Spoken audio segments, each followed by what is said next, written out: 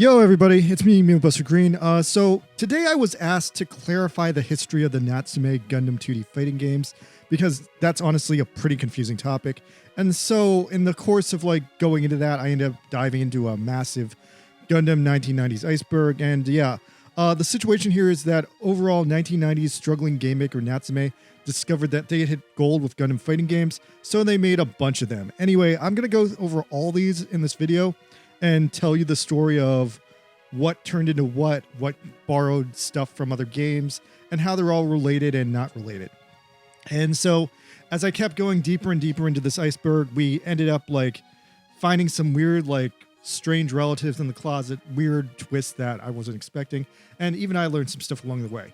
So anyway, we're going back to the mid-90s, and we're going to show that basically what happened in the mid-90s.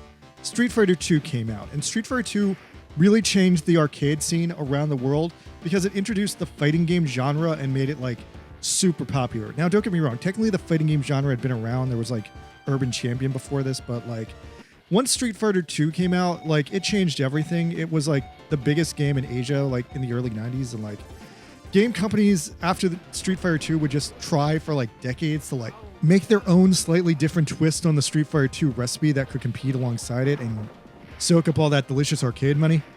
Now, notable contenders that came out of the woodwork over the history of this were the Mortal Kombat series, which still to this day has new movies coming out, the King of Fighters series, which still to this day has new games coming out, and Primal Rage, which sadly has not gotten a sequel since that came out. But now, Gundam, meanwhile, was also a pretty big deal at the time. It was the early 90s, 0083 had just came out. Gundam also had its share of 2D fighting games, so consider this video the short and incomplete history of 2D Gundam fighting games, part 1. There will be a part 2.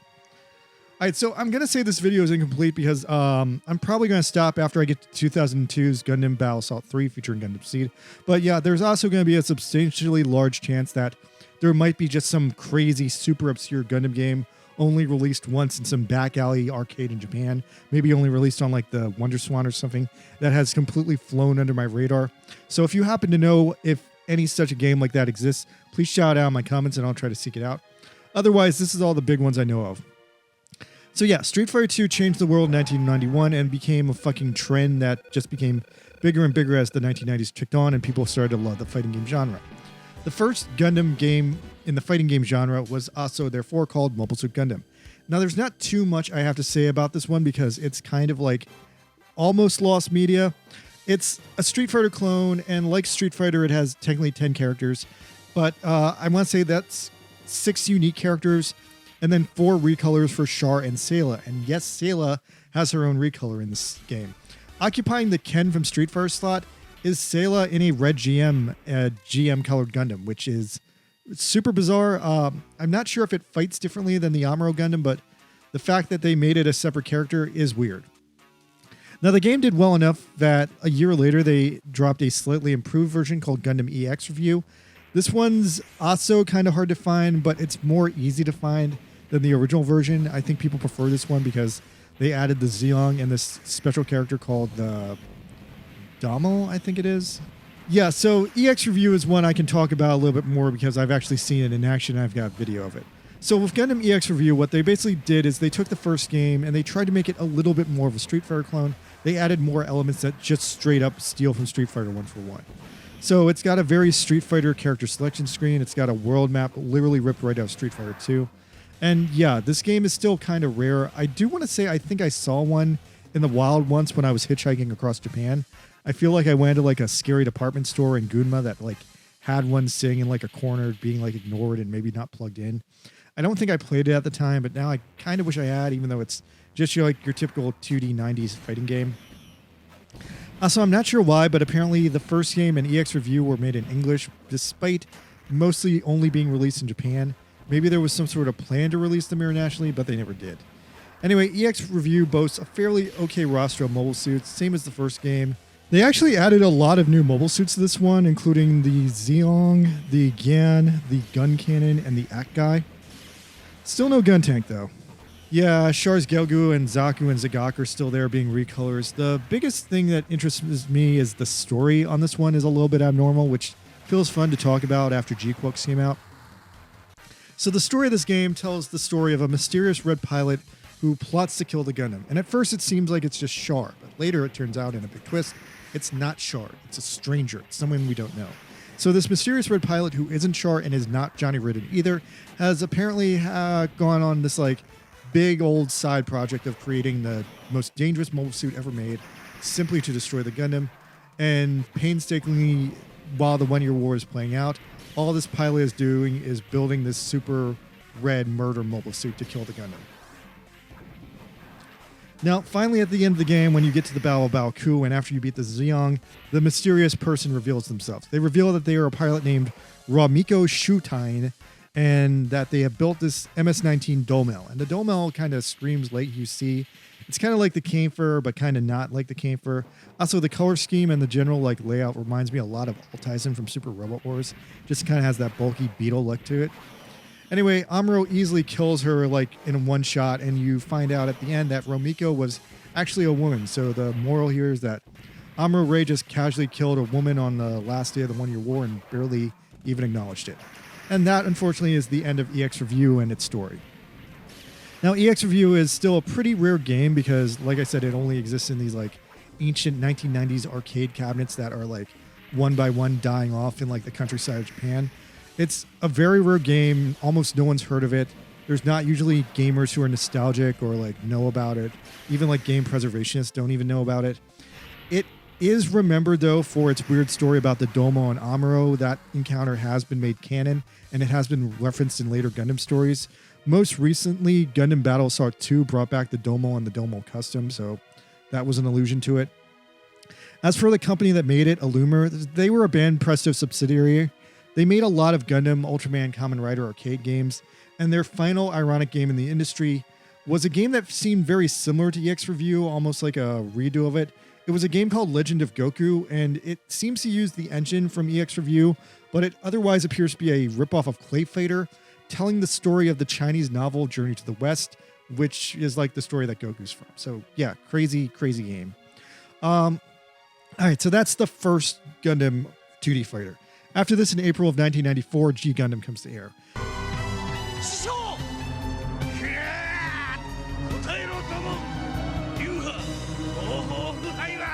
So immediately when G Gundam becomes a thing, G Gundam fighting game is rushed into production because that just makes so much sense. So yeah, with a very fast development cycle, we eventually end up with this very bare bones G Gundam fighting game. This game was developed by a now defunct Japanese company called Pandora's Box.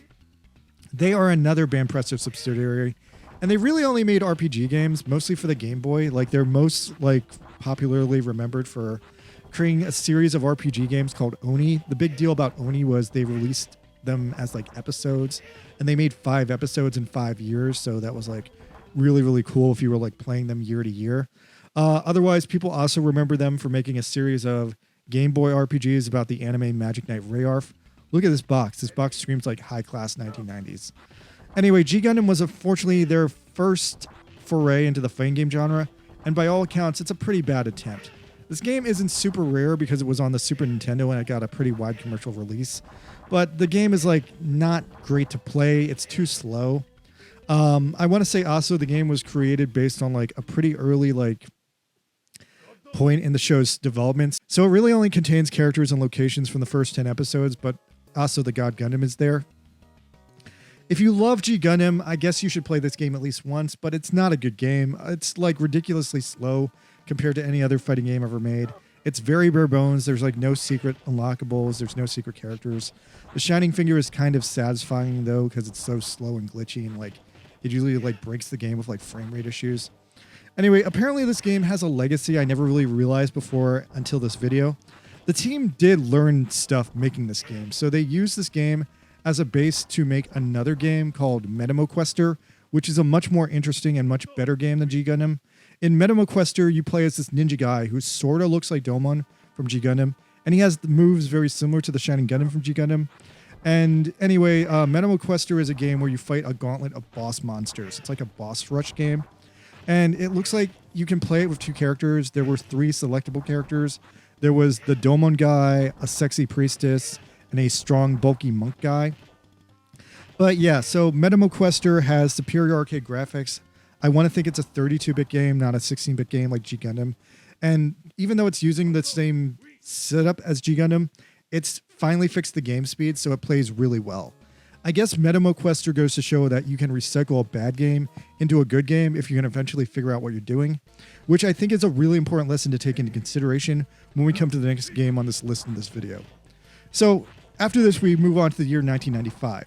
This year sees the release of a completely different fighting game from a completely different show in a completely different country. The next game we have to talk about is Mighty Morphin Power Rangers Fighting Edition, released by Natsume Entertainment, licensed via Bandai, who took all the credit for it. Now, sorry to go off tangent here, but here's the history of Mighty Morphin Power Rangers Fighting Edition. If you never played it, the most important thing I want you guys to take away from this game is that this game was explicitly created for American audiences to celebrate the release of Mighty Morphin Power Rangers, the movie that came out a few months before it came out, and it released within the middle of the hype around the Mighty Morphin Power Rangers trend of the early 90s and that whole Power Rangers fever that ripped that decade. Now, the game itself is otherwise pretty lackluster. It's got a pretty bare-bones roster. You got the Megazord from Season 2, the Tiger Zord from Season 2, the Ninja Megazord from the movie, and the Shogun Megazord that I believe wouldn't be out for another season in the US yet. The villain roster was then filled with Lipsticker. I do not remember this monster at all, but I can also completely accept that this was a monster from Power Rangers. That was definitely on the show. Then there's Silverhorns. I can't remember this monster either, but maybe it was from Season 2 or the Zeo season or something. Then finally, we got Goldar and Lord Zed, the most popular villains on the show, and Ivan Ooze was also in there as a secret final boss for the story mode campaign. Now, you might be wondering why I got completely off topic and reviewed an old Power Rangers game in the middle of this Gundam video, because our next game after this, chronologically, is Gundam Wing Endless Duel. So, I would have talked about Gundam Wing Endless Duel first, but there's a long and confusing history between these two games because they are explicitly related. The rumors were that Endless Duel was a cheap clone of Power Rangers, or maybe Power Rangers was a cheap clone of Endless Duel. The history has been lost to time, and the reality is neither of those rumors are true. Here's the truth as revealed by a timeline. Gundam Wing's first episode, The Shooting Star She Saw, aired on April 7th, 1995 in Japan. It would air on Toonami 5 years later in 2000. 4 months after Gundam Wing in America, Power Rangers the movie comes out, June 30th, 1995. 10 days after that, Power Rangers the movie for SNES comes out, which is a 2D side-scroller. And 3 months later, Power Rangers Fighting Edition drops in September of 1995. Now, we all know that Power Rangers as it exists in the US is a mangled mess of various different Super Sentai characters and franchises.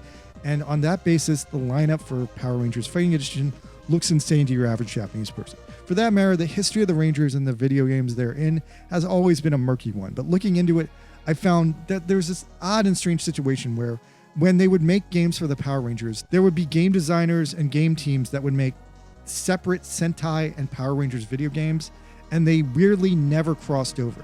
There was never a case where they would just take a Super Sentai game and stick Power Rangers on it, or vice versa. What I'm saying is, Bandai had two separate teams of people working on both Super Sentai and Power Rangers games that would spend months making individual Power Rangers games, and they just never adapted them for Japan, and they never adapted Super Sentai games for the US.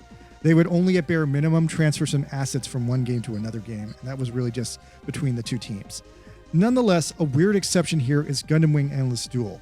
Endless Duel is not exactly an adaptation of Power Rangers Fighting Edition, but pretty much in every way it mattered. It is this game's spiritual successor, evolution, and sequel. So back to the timeline of events. A month after Power Rangers Fighting Edition drops in America, to the acclaim of the American 7-year-olds who gave a shit and bought it, a month later in Japan, the team behind it would announce at Space World 1995 their next game was going to be Gundam Wing Endless Duel, based on the ongoing anime Gundam Wing that had been airing for a couple months at this point. But in an interesting twist, Endless Duel ended up being much more of a passion project than Power Rangers was, or at least very much. Since Power Rangers was already done, Endless Duel became a much more polished, much more finished game than Power Rangers could ever hope to be. Another thing that supposedly influenced Fighting Edition's revamp into Endless Duel was the release of Capcom's robot fighting game Cyberbots, a groundbreaking mecha arcade game that boasted huge sprites with different layers of details and additional weapons and fast combat. Cyberbots made a big ripple in the arcade fighting community, and elements of Cyberbots were basically stolen and used for Gundam Wing Endless Duel, and that's another reason why Endless Duel is so good. It's a reaction to Cyberbots. So Gundam Wing ends its TV run on March 29th, 1996, with its final episode, episode 49, The Final Victor. And in an interesting point of timing and brand synergy, Endless Duel drops the same day, that same night, as a cool, crazy thank you to everyone who just watched the end of Gundam Wing. And I will say that of all the games I've covered in this video, Endless Duel is my absolute favorite one of this batch. It's an unparalleled fighting experience. The fact that the Gundams all have their individual Vulcan guns, the fact you can chain together combos. It's a great friggin' game. And since it was released at the tail end of the Super NES's development cycle, it has some of the best graphics the system can muster. Now, Endless Duel is probably the pinnacle of Natsume's Gundam fighting game series, but for Natsume, they were actually just getting started, because after this, we go into the next console generation, the PS1, where everything changes. And Natsume would continue to improve on Gundam Wing Endless Duel and develop the Gundam Battle Assault series, which is what I'm going to be talking about in my next video. All right, stay tuned. Later.